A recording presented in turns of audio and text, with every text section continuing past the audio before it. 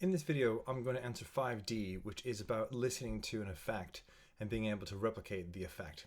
So what they're looking for is that there's an effect on the vocals ah in bars 2 through 5, and they want you to recreate it. So in the first instance, what I'm going to do is I'm going to solo out my track, and I'm going to highlight bars 2 through 5, which is about here. Again, I'm going to loop it, just make sure that I know which section it is. Now what you're going to hear is an effect that is being applied during this part here. And you can hear it's just a repeat of this. So a repeat is going to be an echo, and not only does it have an echo on it, but there's like an effect on this, which if you listen to it, it's on the higher end of this. So this is like a high pass filter. So basically what they're asking you to do is replicate this here. So again, now that I've got the effect in my mind, now that I know what it is, I'm going to loop this area in there. One thing I do want to mention is that it does mention about this ah in bar 7. So I don't necessarily think that you should have this,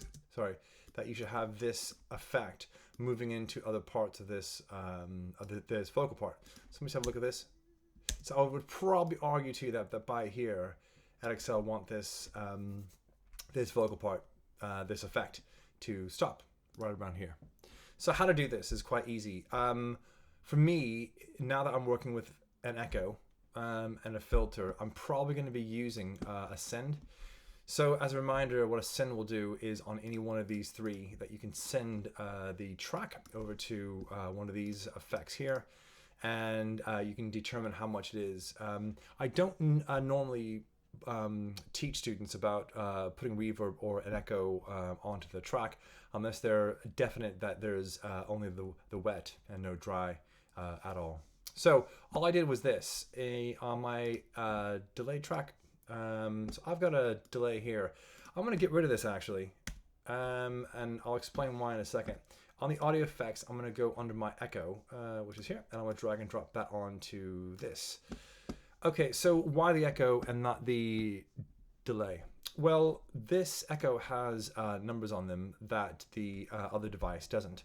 So within this, you're meant to find what the actual beat of the echo is, and is it synced to the BPM, which in this case it is.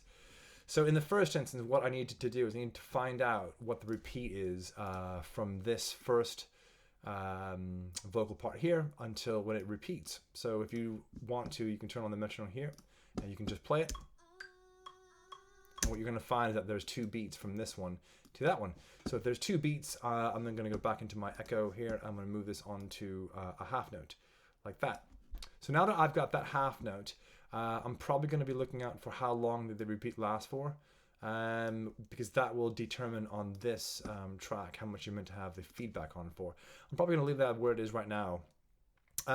So the next part of this is the higher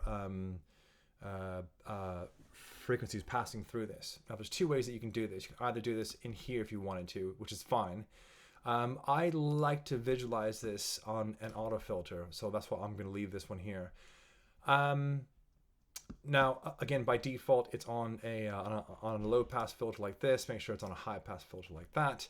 And then, yeah, just adjust this frequency to however much that you want. And then I don't think the effect is moving. In other words, the automation for this dial here is not moving, I don't think. So I'm going to leave that as it is. Now, what is key to this is that you must make sure that this feedback part here doesn't affect this. So when you recreate it, that this effect doesn't include this. Yeah, because it just says on bar 7. So listen to this and just determine how fast this goes away. And essentially, the last thing that you want to do is this. Let me just turn this beyond. Is basically that you want to make sure that this level is just right, that the examiner can actually hear it. Now, the last thing is this. You need to automate or turn on and off the send. So again, open up your automation like this, click on that send there, and I probably would recommend that you would probably turn this one on. Sorry, do this like that, and this would be on here, probably like that, and then turn this one off. And again, with your feedback, just make sure that the actual echoing effect is going to stop right around bar number 9. And that's it. That's how you would answer that question. Do let me know if there's any questions.